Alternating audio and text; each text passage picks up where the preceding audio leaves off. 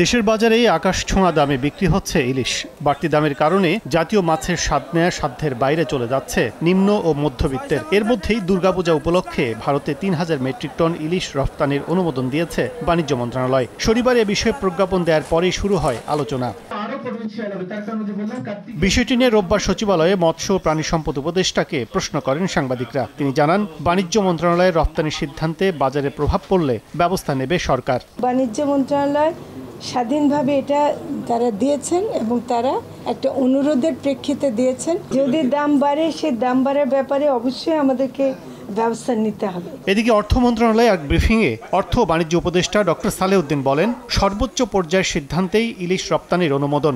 ভারতে যে পরিমাণ ইলিশ পাঠানো হচ্ছে তা চাঁদপুর ঘাটের একদিনের আহরণের পরিমাণও না হওয়ায় প্রভাব পড়বে না বাজারে। 5,30,000 মেট্রিক টন ইলিশ হয়। এটা একদিনেরও একটা চাঁদপুর ঘাটের একদিনেরও কম। এটা আমি মনে করি এটা ডিসিশন হয়েছে, এটা গ্রেটার ইন্টারেস্টে। হ্যাঁ, কিছু লোকের অসুবিধা হতে পারে, বাট আমি মনে করি না এটা একটা বিরাট একটা কিছু ক্ষতিকারক।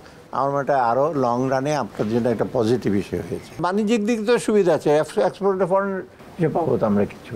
এর আগে সকাল থেকে IMF প্রতিনিধি দল, ফ্রান্স ও দক্ষিণ কোরিয়ার রাষ্ট্রদূত এবং ইফাদের কান্ট্রি ডিরেক্টরের সঙ্গে আলাদাভাবে বৈঠক করেন অর্থ উপদেষ্টা। পরে তিনি জানান, বাংলাদেশের কারিগরি সহায়তায় আগ্রহী ফ্রান্স। এছাড়া কৃষি খাত ও দীর্ঘমেয়াদে ঋণ সুবিধা দিতে চায় ইফাদ ও দক্ষিণ কোরিয়া সরকার।